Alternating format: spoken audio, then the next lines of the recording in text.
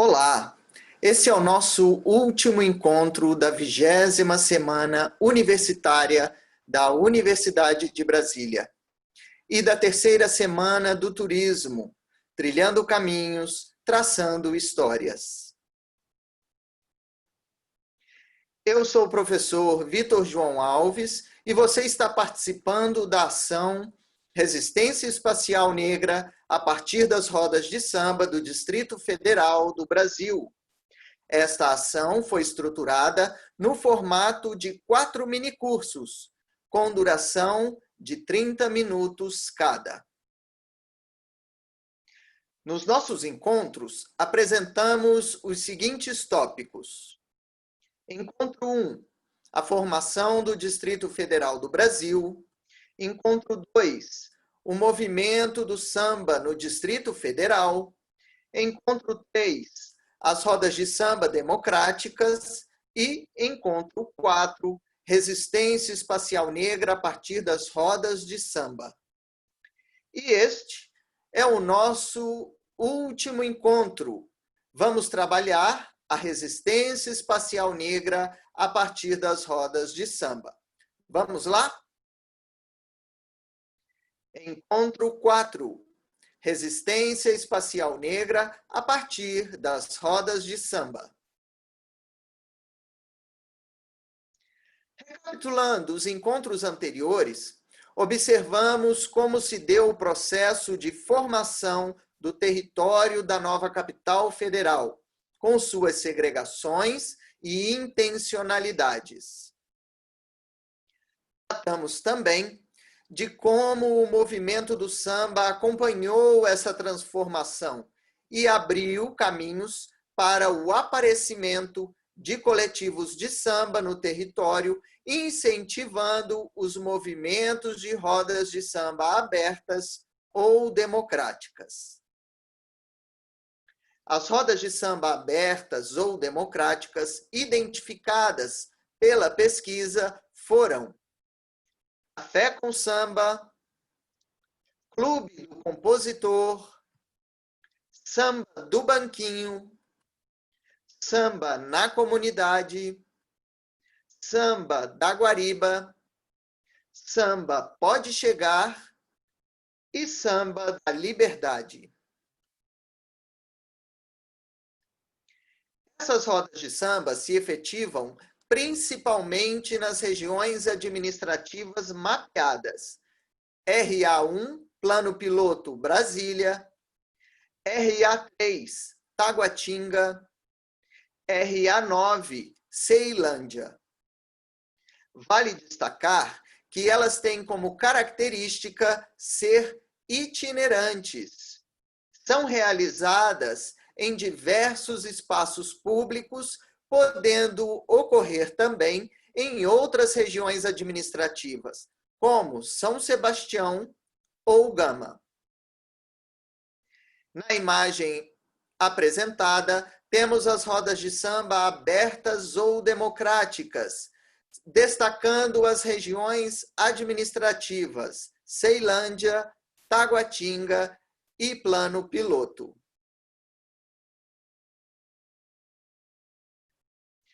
Vocês me perguntariam, portanto, por que podemos considerar o movimento dessas rodas de samba democráticas como resistência espacial negra no território do Distrito Federal brasileiro?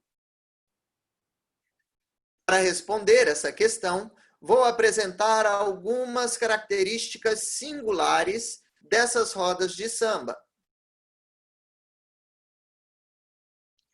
Segundo Maicon Santos, um dos idealizadores do coletivo Samba na Comunidade, com a efetivação das rodas de samba, há uma ressignificação dos lugares da periferia, onde elas acontecem. A Praça da Bíblia, em Ceilândia, por exemplo, onde geralmente ocorre o samba na comunidade, antes abandonada ou frequentada por pessoas que usam drogas, passa a ser utilizada pelos sambistas e frequentada por toda a comunidade. Essas rodas de samba também movimentam o comércio local dessas comunidades. Muitos comerciantes estendem o horário de encerramento das vendas em dias de samba, para atender ao público que chega nas rodas de samba, além de possibilitar que os próprios moradores tomem a iniciativa de promover o comércio informal, contribuindo com a renda familiar. Elas promovem campanhas de doações, mantimentos, roupas, livros, etc., as quais os recebidos são encaminhados para entidades assistenciais, albergues e hospitais. Algumas delas realizam cafés da manhã coletivos, em que os participantes levam itens voluntariamente para a montagem das mesas, sendo disponibilizados para todos os integrantes, participantes e visitantes das rodas de samba. A denominação rodas de samba abertas ou democráticas surge na fala dos próprios sambistas que realizam os encontros. Ao dizer que não há um controle de quem entra na roda para tocar ou cantar, elas se tornam abertas ou democráticas. Qualquer cidadão que saiba cantar ou tocar algum instrumento ou até incentivar o acontecer da roda, pode chegar, sentar junto com os sambistas e participar do movimento. Os integrantes e responsáveis pelos coletivos demonstram ter uma consciência crítica e social de todo o processo de produção musical no Distrito Federal. Eles lutam por uma valorização, preservação e divulgação gratuita do samba de raiz e do samba autoral de Brasília, movimento esse distinto da atuação do mercado musical e da indústria cultural vigente. Apresentam ter também toda uma referência teórico-histórica da participação dos negros e dos indígenas na formação territorial na América Latina e, em particular, no Brasil. Contribuem, assim, para um posicionamento político e social do samba, como parte da experiência cotidiana de luta contra o racismo, a divisão de classes e em defesa do respeito aos grupos periferizados que as frequentam. Essas rodas de samba democráticas também promovem, portanto, um diálogo direto dos sujeitos que as territorializam com a comunidade local e com o lugar onde elas são materializadas, tendo a solidariedade, a igualdade, a sociabilidade e o respeito para com os sujeitos e o lugar como princípios constitutivos de sua natureza. Por ser uma expressão cultural baseada no sujeito, torna-se uma cultura também baseada no território, no trabalho e no cotidiano dessas comunidades. As expressividades de seus símbolos, manifestados nas letras dos sambas e nas formas territorializadas pelo corpo dos sambistas, se solidarizam e se materializam entre os sujeitos. Todos começam a participar do movimento de modo inseparável, o que assegura uma permanência no espaço ocupado. Ademais, essas rodas de samba democráticas se materializam, em sua maioria, em regiões administrativas reconhecidas por Costa e Peluso, como em situação territorial vulnerável. Segundo os autores, o índice do Distrito Federal, como um todo, no ano de 2012, era de 50,5%, de forma que os territórios identificados possuíam um índice superior à média, considerados então como vulneráveis.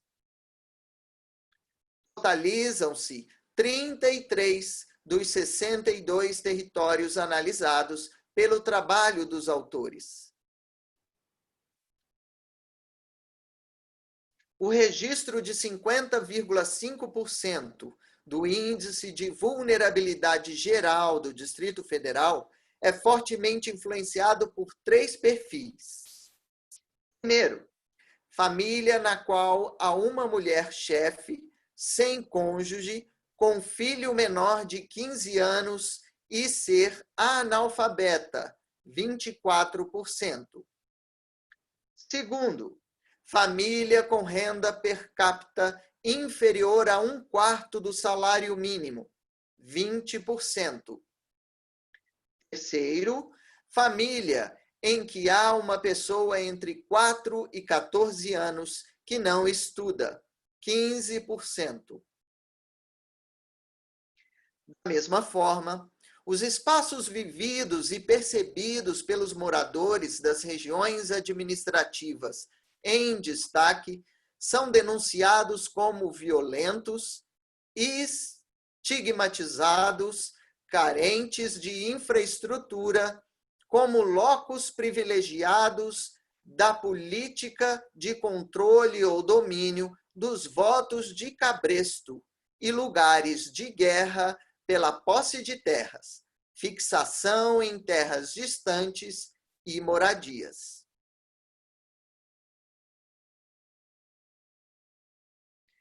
Vale pontuar nessa análise que, em 2010, essas regiões identificadas como em situação territorial vulnerável contavam com uma população de mais de 2,5 milhões de habitantes, dos quais 56,2% eram negros, ou seja, aqueles que se declaravam pretos ou pardos para o censo demográfico realizado pelo IBGE em 2010, dados da Codeplan de 2014.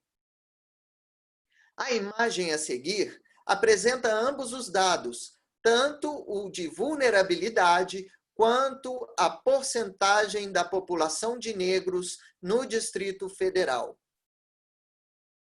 As áreas de maior índice de vulnerabilidade e porcentagem da população negra são identificadas por cores, azul claro até azul escuro para a porcentagem da população de negros no território, em verde, áreas de alta renda, em vermelho, áreas de baixa renda e em laranja, territórios de maior índice de vulnerabilidade.